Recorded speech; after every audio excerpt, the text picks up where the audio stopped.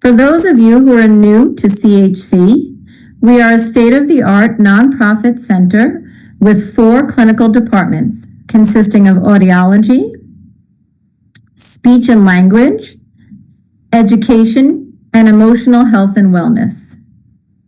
We help people with all degrees of hearing loss and of all ages. In audiology, we have expertise in diagnostic hearing tests, hearing aid and assistive listening devices for evaluations and fittings, auditory processing, and of course, tinnitus, to name a few. Please remember to enter your questions in the Q&A throughout the webinar. There is time set aside at the end to address all of your questions. If you have any concerns that were not addressed in today's webinar, you can always connect with us through our website. I'm now excited to introduce you to our speaker for this event, Dr. Dominique Callandrillo, an audiologist and tinnitus expert here at CHC. Dr. Callandrillo provides comprehensive audiological care to adults and pediatric populations. She specializes in tinnitus management, hearing aid and bone-anchored device evaluations and fittings, electrophysiologic testing, and oral rehabilitation. She is also part of the CHC outreach team, providing hearing screenings and follow-up to preschool children in New York City. Dr. Callandrillo is certified with the Jastroboff Hearing Disorders Foundation in tinnitus retraining therapy, a clinically proven approach for managing bothersome tinnitus, and is working to develop a pediatric tinnitus program here at CHC. In addition to her clinical role, Dr. Callandrillo collaborates in research with her alma mater, Gallaudet University, has served as an adjunct professor at Queens College, and is published in several academic journals, including Laryngoscope and the Cleft Palate Craniofacial Journal. She enjoys helping clients understand, and the Craniofacial Journal. She enjoys helping clients understand and advocate for their hearing health needs, and is passionate about helping individuals better understand and manage their tinnitus. Please join me in welcoming Dr. Callandrillo. Thank you, Michelle, for that wonderful introduction. I am very excited to be here today to talk to you about understanding tinnitus.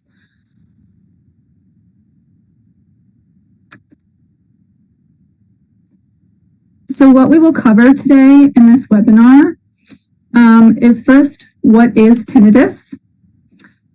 We will look at the impact of tinnitus on day-to-day and overall functioning. We will talk about the mechanisms of tinnitus, as well as the mechanisms of bothersome tinnitus. And then we'll talk about some management strategies and what you can do to alleviate some tinnitus symptoms. We'll then end with a question and answer. So please, like Michelle had mentioned, feel free to add your questions in the chat throughout the webinar. So let's start by talking about what is tinnitus. So tinnitus is the perception of sound in absence of an outside acoustic stimulus. And so what that means is, in the majority of cases, tinnitus is only heard or perceived by the individual with it. It's subjective. In less than 1% of cases, tinnitus is objective, which means that it can be heard by both the person experiencing it and the examiner. But that is pretty rare. Tinnitus tends to have a loudness to it, a sound quality, as well as a pitch, and these may fluctuate. And most of the time, it's present in conjunction with hearing loss, and this occurring 80 to 90% of the time. But it can be also present in those with normal hearing, about 8 to 10% of the time. It can be constant, so present all of the time, or it can be intermittent, so come and go, and sometimes may be noticed primarily in certain situations, such as when one isn't quiet, maybe reading a book, or when falling asleep at night. And maybe it's not noticed during the day while someone's at work. It can be unilateral, so present in only one ear, or it can be present in both. And it may also be perceived not necessarily in the ears, but in the center or the middle of the head.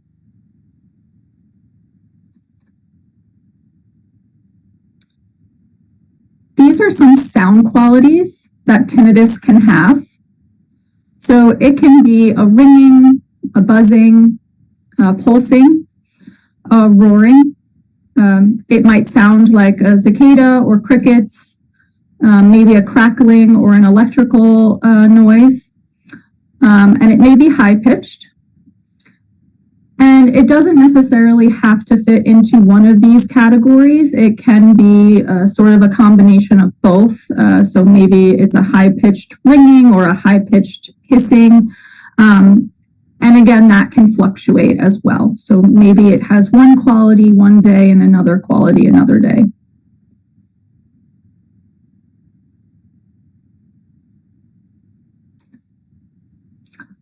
We can't talk about tinnitus without talking about decreased sound tolerance. So decreased sound tolerance is an umbrella term that really explains an intolerance or an avoidance to sound. And underneath this umbrella term, we see common issues like hyperacusis, which is a reduced tolerance to everyday sounds compared to others around. So for example, one might find a car engine, household appliances, traffic noise to be extremely bothersome, while others around them do not. Hyperacusis can be categorized into actually subcategories, and these subcategories are defined by the reaction, which may include annoyance, fear, or pain. And the most common being loudness, as you can see on the graph picture on the right side, where loudness encompasses the most common hyperacusis, where everyday sounds that are typically normal volume are perceived as extremely loud. The prevalence of hyperacusis typically ranges from about 0.2% to more than 17% of the population, whereas misophonia, which is less common, is a strong dislike to certain sounds. So in this case, it's very specific sounds that are the issue. And these specific sounds can be loud or soft, and they may even be sounds from a specific person. And so here, there is a negative reaction to sound that has a specific pattern or meaning to it. This can be chewing, for example, swallowing, breathing, or even some repetitive sounds like tapping of a pen or typing on a keyboard. It's important to note that if you do have a hearing loss, sensory neural hearing loss specifically, or more permanent hearing loss, there is something called recruitment, which is not categorized in decreased sound tolerance, but this is a side effect of hearing loss, where louder sounds, there is an increased sensitivity to those louder sounds specifically.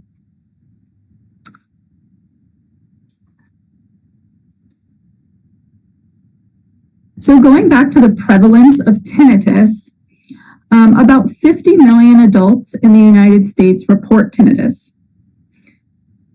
The majority will say that their tinnitus is non-bothersome. So we can see on the graph that that's about 72% or about 36 million. And then we can see that there's another portion where this tinnitus is bothersome. About 24% or 12 million of the population have bothersome tinnitus and will seek help for it, while 2 million or about 4% have bothersome tinnitus that significantly impacts day-to-day life. And then we see that approximately 40% of tinnitus clients also have some degree of decreased sound tolerance, where 20% actually require specific treatment for hyperacusis.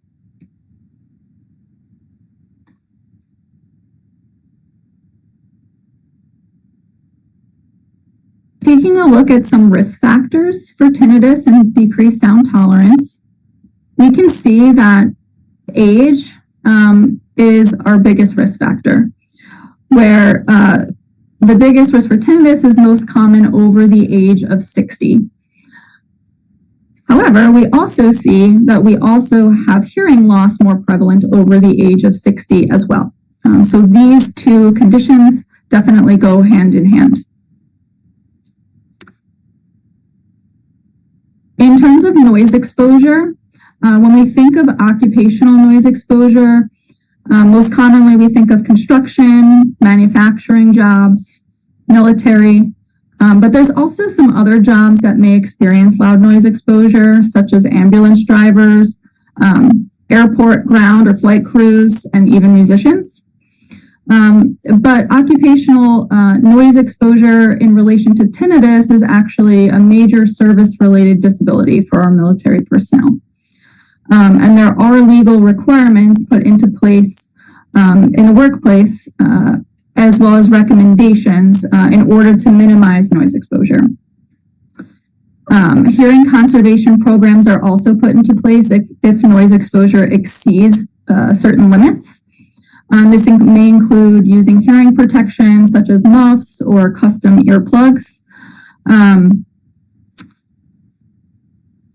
When we talk about recreational noise exposure, this could be frequently going to concerts or weddings, or maybe it's recreational shooting or hunting or even sports events. And so now it's really important that if you are in these situations very often, that you protect your hearing due to the risk of tinnitus and hearing loss as well. And that can be done with the use of earplugs, whether that be custom plugs or non-custom. It's also important to note that even though I recommend that you protect your hearing in these situations, earplugs are not recommended outside of noisy situations. And this is because the use of overprotecting your ears can actually make tinnitus louder or decrease one's sound tolerance. So wearing earplugs in quiet environments is never recommended. Some other lifestyle risk factors can be poor diet and nutrition, low physical activity, or substance use, including high levels of caffeine intake, alcohol, or nicotine. And the reason that these substances can change tinnitus perception is that it has an effect on blood pressure. And when your blood pressure increases, blood vessels can expand and contract, and blood flow increases throughout the body, and that includes in the ears. So that can contribute to an increase in tinnitus.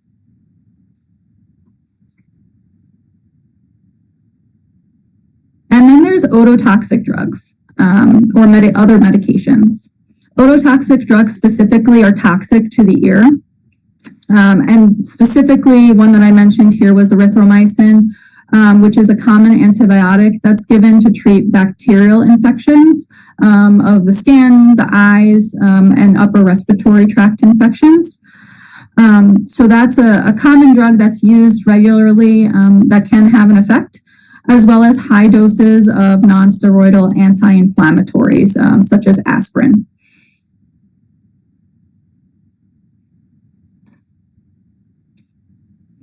Taking a look now at some comorbidities, I'm not going to read through all of these, but I thought it was nice to have them up here so you can see.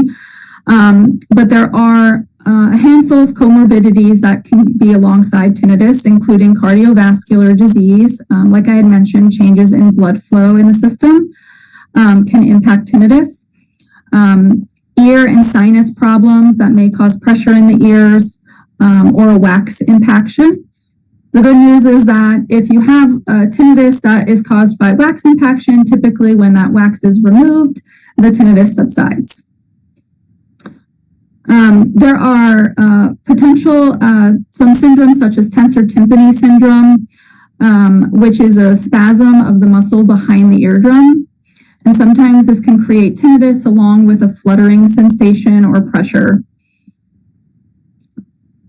Tinnitus can also be triggered or worsened by migraines, but migraines can also heighten tinnitus due to sleep and stress disturbances. And some dental issues include teeth grinding and temporomandibular joint disorder, also known as TMJ. And the reason for this is because there's a close proximity from the jaw to the eardrum and those ear muscles, as well as the nerves that connect those areas to the brain. Additionally, we see mental health also having an effect as well, with depression, anxiety, and stress playing a role, as well as some traumatic injuries, including head trauma or eardrum perforation, and hormonal changes that may affect blood flow in the vessels near the ears that can also include pregnancy.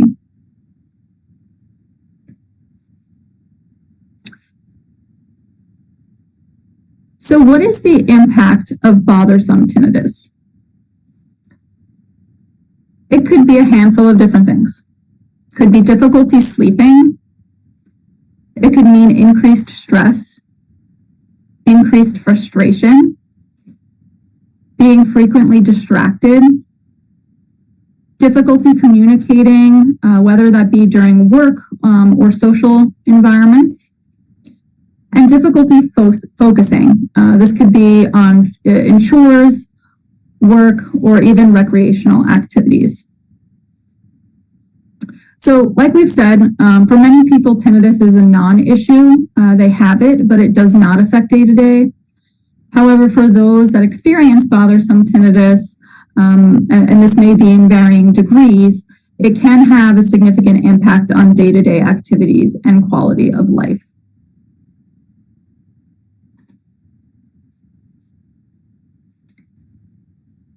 Let's shift gears a little bit and talk about why tinnitus happens, and the mechanisms of tinnitus and decreased sound tolerance. And so where that begins is mainly with abnormal processing within the auditory system. There are various theories, with many focusing on these issues related to structural changes within the cochlea or our hearing organ, that then in return leads to the perception of tinnitus or decreased sound tolerance. And so you'll see some pictures on the right here of our hearing system. The top picture being the entire hearing mechanism from our outer ear all the way to our inner ear with that snail, which is our hearing organ, the cochlea. And then that sound gets all the way up to the brain, sent via the auditory nerve. Below that picture, you'll see sort of that snail shape blown up, and that is our target here in the cochlea. And you'll see that the cochlea takes about 2.5 turns, and along the cochlea, there are these hair cells, and those hair cells are fine-tuned to the different pitches. When a sound comes in through the ear, it gets sent to the cochlea, and those hair cells are the ones that are responsible for amplifying the sound and enhancing the signal and getting that signal passed on so it can go up to the brain for processing. As we age, there are normal changes that happen within the hair cells. And we can even lose up to 30% of them before hearing loss is diagnosed. So, these changes within the system are normal, but can contribute to tinnitus perception. Additionally, the auditory system may be filling in missing information coming from the cochlea. So especially if there is a hearing loss, the information is missing, or some of the information is missing as it gets up to the brain for processing. So the brain tries to make sense of it, but it does not have all the pieces of the puzzle. So it attempts to compensate by increasing its response or increasing gain within the central auditory system. So the brain's response to these signals is stronger than usual in this case. We also see possible activation of the somatosensory system with tinnitus. And the somatosensory system is responsible for perception of touch, pain, and movement. These mechanisms explain tinnitus, or why tinnitus occurs, but it does not explain why tinnitus is bothersome for some and not others. So we'll take a look at why that happens. So when tinnitus becomes problematic, there are multiple systems involved, not just the auditory system.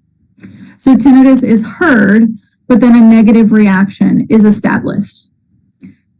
So tinnitus may be annoying, it may be bothersome, and this is because we see activation of emotional and attention centers within the brain. And so this is our limbic system or emotional system, and our autonomic nervous system, which is responsible for our fight or flight response.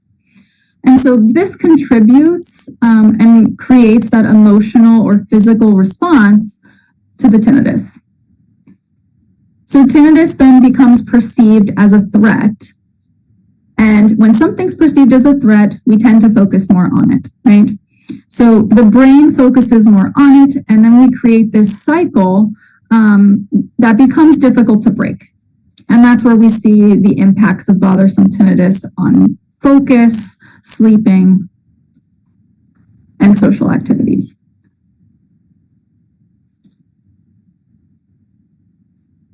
The first step in assessment, if one is experiencing tinnitus, is to have your hearing checked and have a full audiological evaluation. The audiologist may then refer you to an ENT doctor or otolaryngologist to determine if there is any medical reason for the tinnitus. They may refer for imaging studies such as MRI. Further tinnitus evaluation may consist of questionnaires to assess the impact of tinnitus or decreased sound tolerance on daily functioning. And these questionnaires are important because they help quantify the severity and what specific areas of life tinnitus or DST may be affecting. Additionally, we can use some diagnostic measures. This may include loudness matching, pitch matching, and measuring loudness discomfort levels. And all of this will help us create a treatment plan.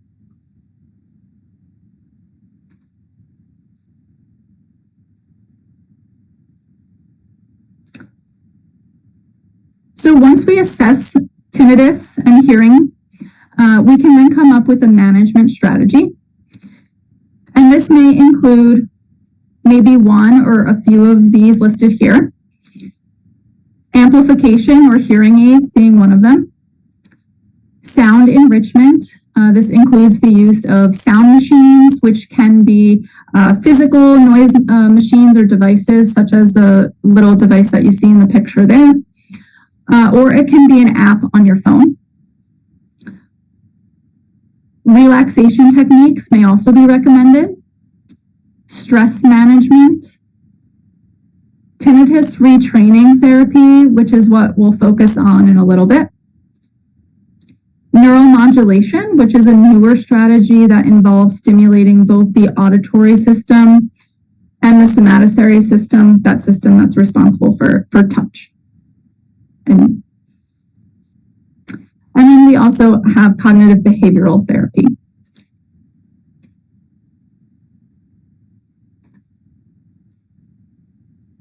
Tinnitus retraining therapy specifically was developed by Paul Jastroboff in the 1990s.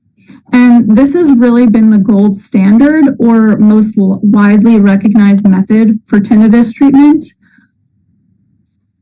And what this really targets is neuroplasticity. So the brain's ability to change and adapt and reorganize in response to experiences and learning.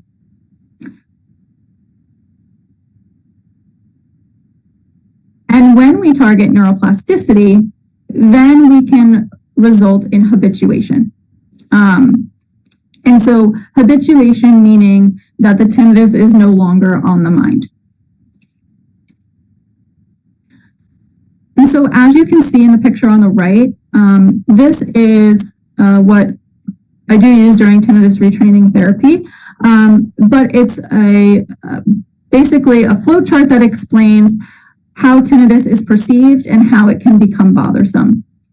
And so we said that it starts in the cochlea or the hearing organ, and it gets detected usually at a subcortical level.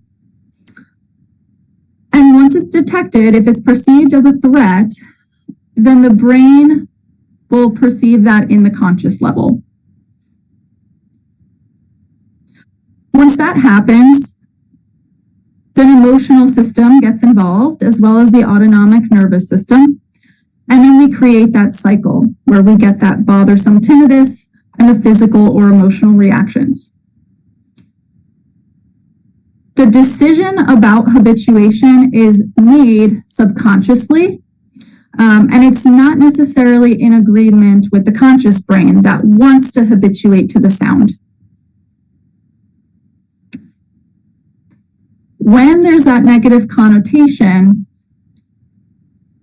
one can't necessarily habituate because we have that negative label. And so we have that increased activation of the emotional system and the attention system. And so what we do is we can't do anything about the outer hair cells, right? If there's changes there, we can't unchange it. But what we can do is remove the negative association between tinnitus and the systems that have a reaction to it. Okay. So how do we do that?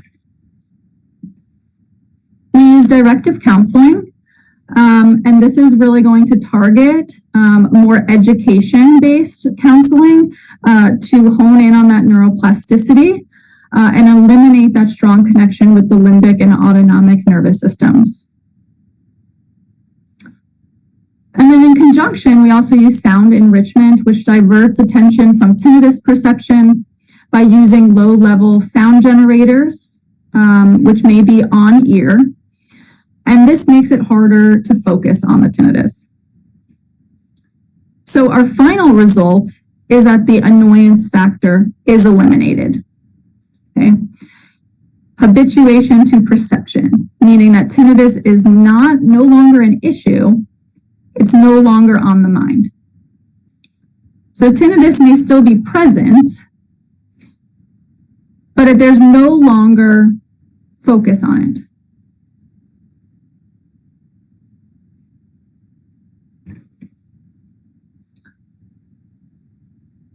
Here at CHC, we do provide an array of treatment and tools for tinnitus and decreased sound tolerance, which includes this tinnitus retraining therapy approach. And we provide these services both in the office and remotely. And we do offer a free 15-minute phone consultation to discuss your needs and concerns, and then we can create a plan of management. So our information is here that you can refer to if you are interested in scheduling an appointment.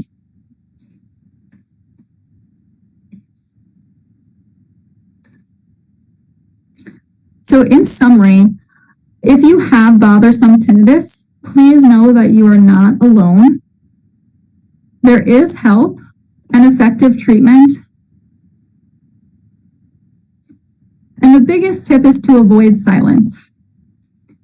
So quiet is really not your friend, and you want to use sound enrichment at all times. So remember, that could be even just having a fan on in the room, an app on your phone with calming or relaxing sounds that you enjoy, or even music that you like and find to be a positive experience. You want to avoid overprotecting your ears with earplugs, for example, especially in quiet environments. Of course, if you are in a noisy situation, earplugs are okay, but we definitely want to prevent overprotection or use in situations where it's not appropriate. And then specially trained audiologists and ENTs can help manage your tinnitus.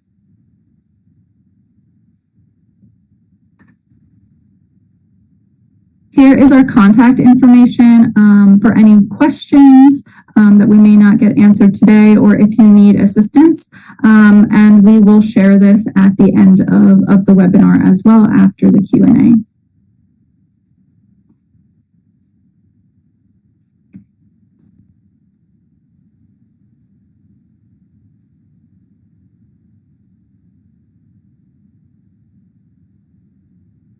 Thank you, Dominique. That was wonderful. I appreciate that. We had some really great information regarding the mechanism of tinnitus and how we can go about treating the tinnitus. We've gotten quite a few questions, so we're going to try and get those. Remember to please put your questions in the Q&A, and we'll try to address them as much as possible.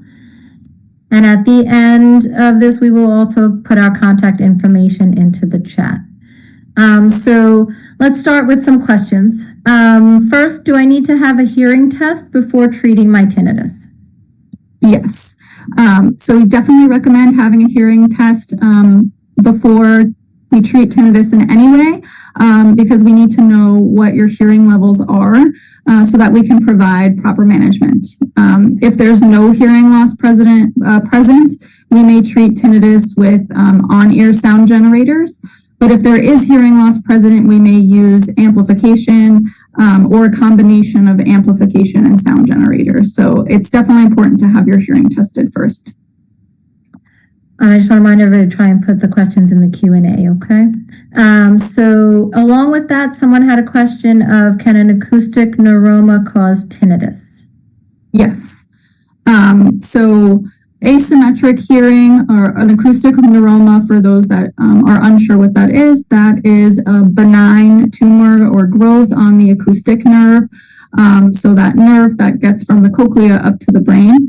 And yes, so the presence of an acoustic neuroma can cause tinnitus, as well as if surgery is done to remove it. Tinnitus may still be present afterwards. So yes, that's definitely a comorbidity there. Which just reinforces the importance of a hearing test and seeing an ear, nose, and throat doctor before you treat your tinnitus, which was one of the questions as well. Do we need to see a doctor before treating? Another question is, if my tinnitus is more of a whooshing sound like my pulse, do I need to see a doctor then? Yes. While I recommend that you do see an ENT doctor for any sound quality of tinnitus, pulsatile tinnitus or pulsing tinnitus, it is important to have a medical workup. The reason for that is because it's typically caused by a vascular relationship within the body.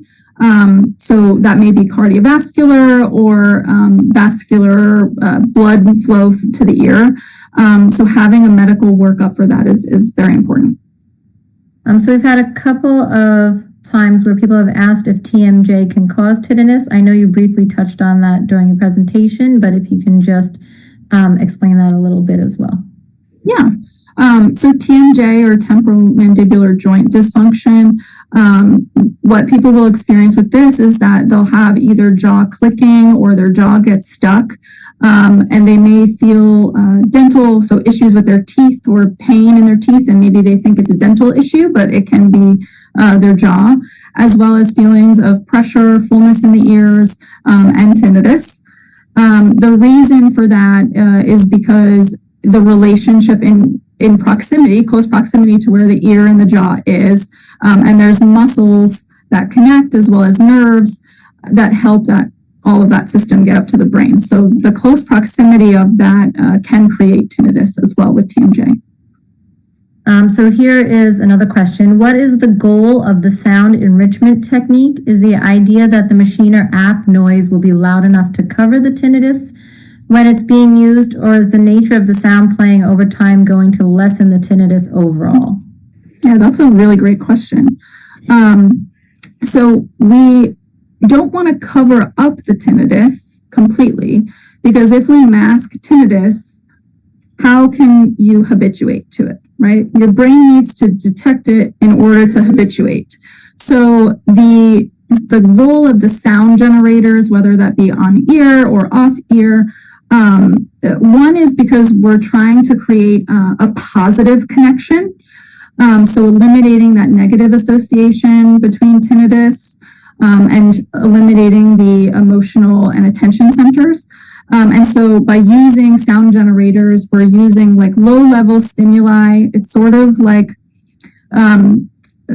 we sort of fine-tune it, so it's not specifically a white noise, but it may be like a white or a pink noise that's fine-tuned, and it's set specifically so that it's audible, but it's not causing any bothersome reaction.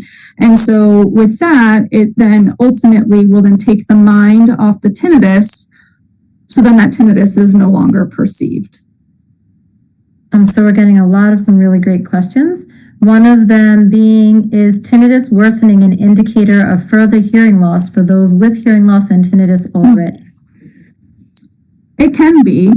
And that's why, again, the importance of having your hearing checked. If you do have a hearing loss already, having an annual audiologic evaluation to monitor your hearing is very important, so we can note if changes occur. And then if hearing is normal, then sometimes the presence of tinnitus is the first indication that gets the client in the door to have a hearing test and have their hearing assessed. So it definitely can go hand in hand. There are also quite a few questions regarding medications. So one is about medication that was given over time after hip replacement surgery, and they felt their tinnitus actually worsened. And once medication stopped, will that lessen? And then another one was asking if a change in medication can actually bring on tinnitus. So if we can address a little bit about medications and their ototoxicity. Yeah, so medications, it's very complex because yes, there's some medications where we know, like we said, erythromycin or ototoxic drugs can have an effect, or extremely high doses of aspirin, which are sometimes recommended by provider, not just taken over the counter.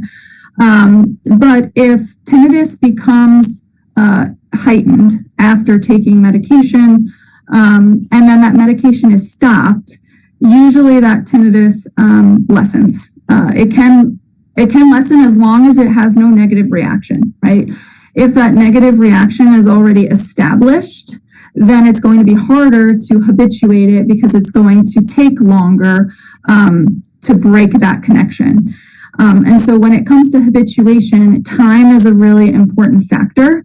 Habituation can take anywhere from 6 months to a year, sometimes more. And so it's really important that when it comes to tinnitus management, that patience is a game changer. So I know most people want the tinnitus to be gone immediately. You know, you stop taking the drug and then tinnitus is gone the next day. That's usually not the case. But over time, it does tend to weaken. And then you said, touching on the other half of the question, was changes in medication, correct? Yes. So if you're changing medications, of course, depending on what that medication is, can have an effect on increasing tinnitus, as well as if you have multiple medications. So we have to be careful about drug interactions, and sometimes interactions can create heightened tone. So it's always important to touch base with your doctor if you're changing medications or if you're starting a new one. So we have some questions about earplugs. So I'm going to try and make this a two-part question. If you do not have tinnitus, but sleeper, do you recommend against using earplugs during sleep to help sleeping? And then the second part to that is, if you do have tinnitus and have trouble sleeping, do you recommend not using earplugs, or what do you recommend to help improve sleeping? Mm-hmm. Plugs are not my favorite when sleeping. I would prefer that you use like a white noise, whether that be, again, an app on your phone, or maybe you put, now that we're in summer, the air conditioning, if you have air conditioning, whether that be a fan, central air, or, a window unit, but that usually makes enough noise to sort of help bring things down so that falling asleep is a little bit easier. But again, you usually want something that's positive. So if you don't like the sound of your air conditioner, then maybe putting on some background music or some white noise, if that's something that you're okay with. So anything that's neutral or a positive stimulus is what you want. If you have tinnitus, I highly recommend that you not use earplugs to sleep because, again, sound enrichment is going to be important in being able to habituate to it. So we want your ears to be nice and free and taking in sound as much as possible. And does insurance cover TRT, or tinnitus retraining therapy? Unfortunately, tinnitus retraining therapy or tinnitus management is not covered by most insurances, or pretty much all insurances at this point. However, I would not let that stray you away from contacting us if you do have concerns. Like we said, we offer the 15-minute consultation. So sometimes getting some questions answered or sort of directing next steps is helpful. There's a few questions about noise. I know that Dominique did address that. It is always important to protect your ears when you are going to be around loud noise, machinery, fireworks, concerts, etc. Because yes, you can get tinnitus. Correct, Dominique? Mm-hmm. And then we do have a question about cochlear implant and tinnitus. Is there any information about cochlear implants stopping tinnitus if you are a cochlear implant candidate based on your hearing? Yeah, that's a good question as well. I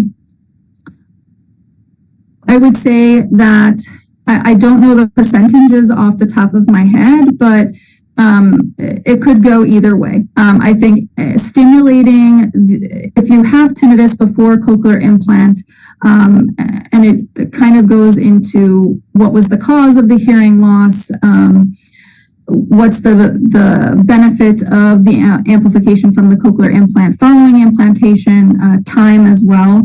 But tinnitus may be lessened with amplification with cochlear implant. It may not. It may still be present. Again, it's not necessarily the auditory system that's causing the bothersome tinnitus. It's that connection between the systems that are creating the reaction in the brain.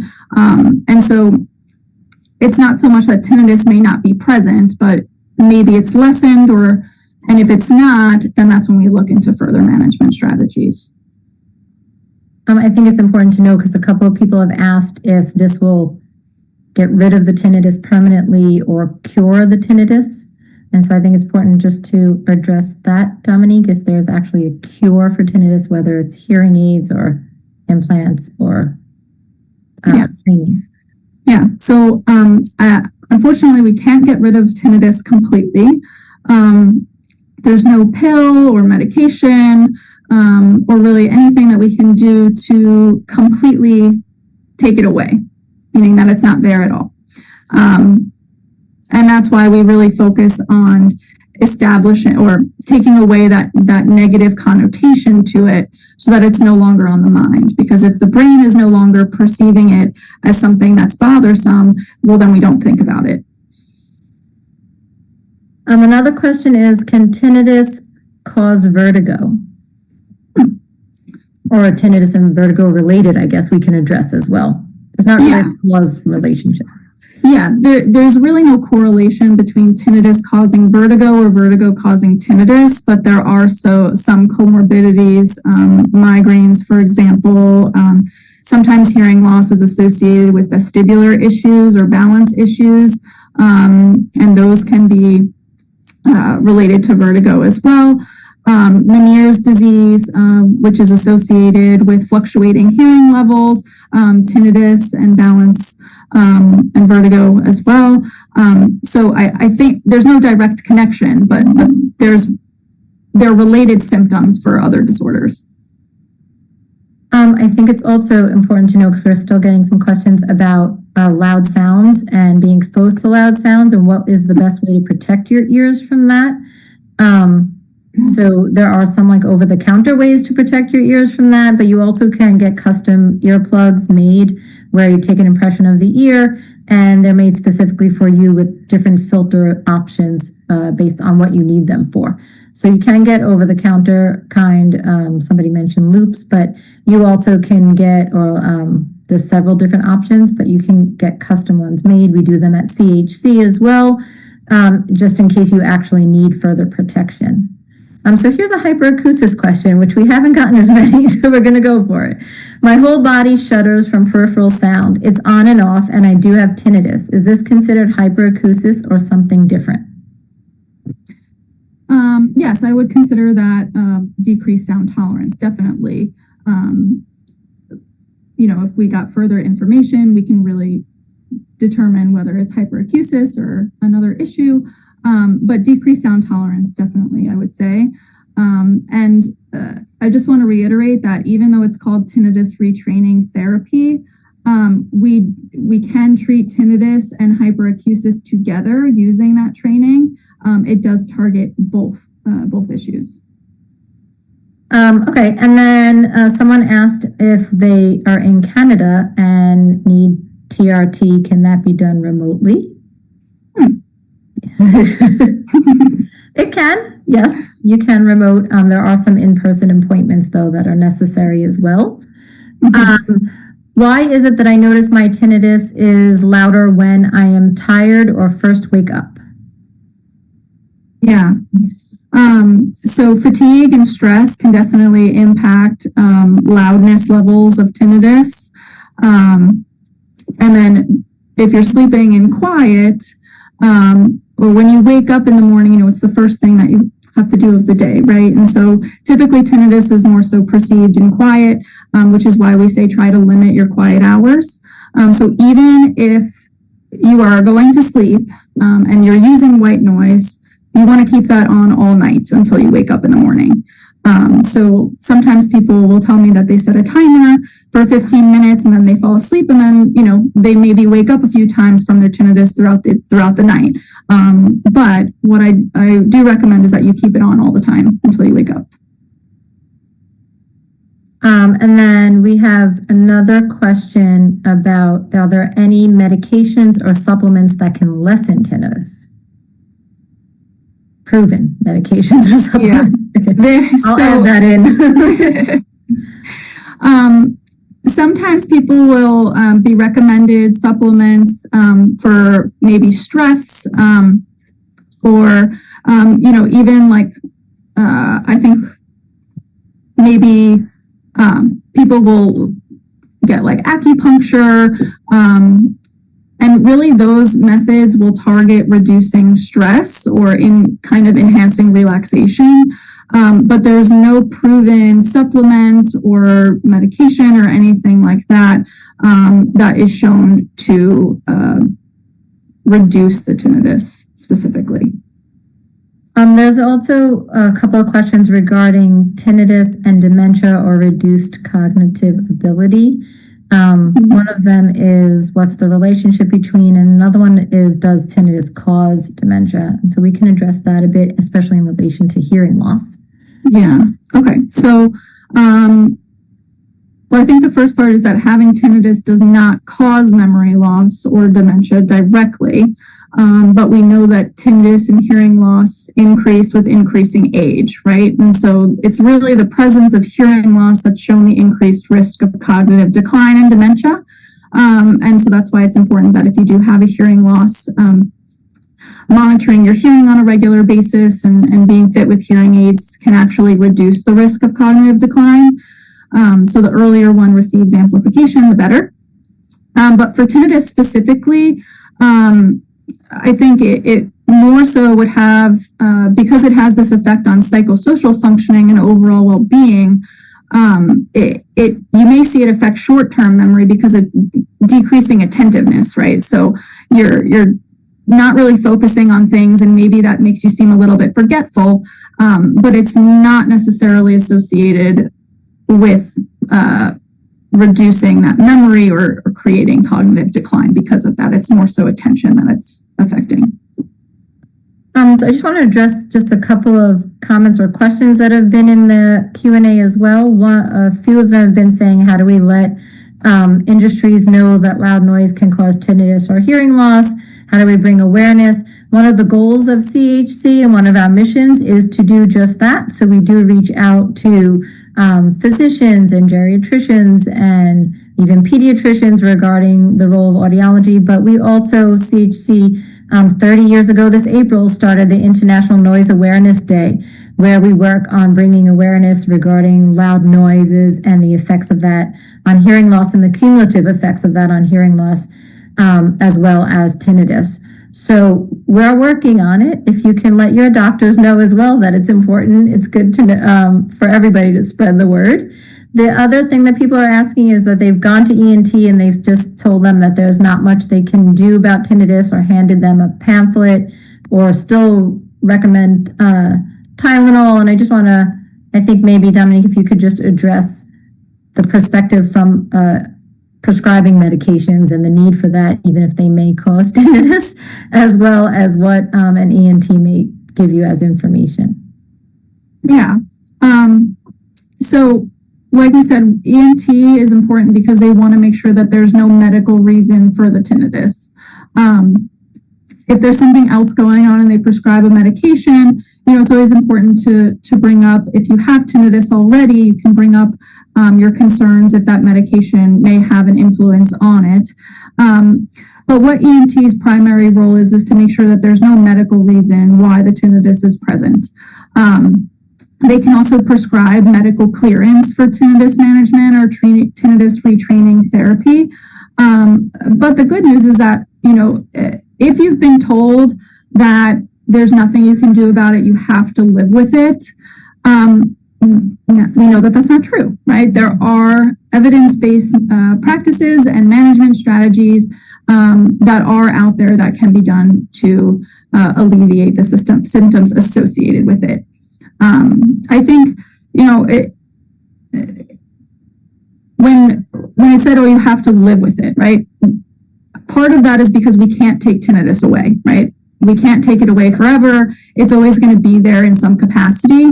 But there are things that we can do to alleviate the symptoms that affect how bothersome it may be.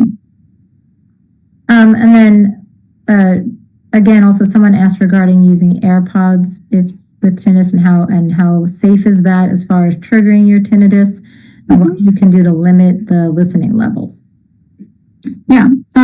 So I believe iPhones now, if you're using AirPods, they actually tell you how loud your volume is in your AirPods. If I'm correct. Yes. So monitoring that, I believe it actually tells you colors too. So it says if it's a good level or a bad level. So I'd say definitely keep an eye on that. Set your phone volume to a comfortable level. That's not too loud. Noise reduction, if you're on a subway and you want to listen to music, instead of making the volume super loud, put the noise reduction setting on so that your volume can stay relatively the same. And then, of course, limiting to how much you use AirPods throughout the day. Of course, intermittent use to listen to music is wonderful. I like listening to music too, but you don't want to listen to music with your AirPods in, blasting all day, right?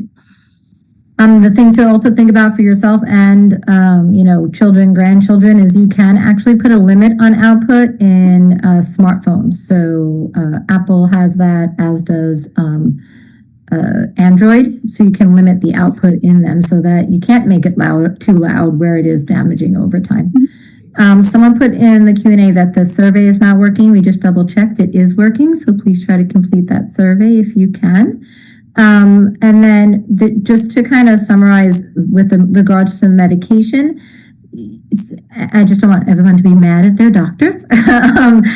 Sometimes, the medication is necessary, and so the side effects, the need of the medication outweighs the side effect. So if you're being given a medication that is necessary for you, for instance, chemotherapies or a high dose aspirin for whatever reason, because that was mentioned several times in the Q&A, if it's for a reason and it outweighs the side effects, sometimes your physician has to do that. So like Dominique said, make sure you just discuss with your doctor that you do have tinnitus, or you do have those concerns, and they may actually change it.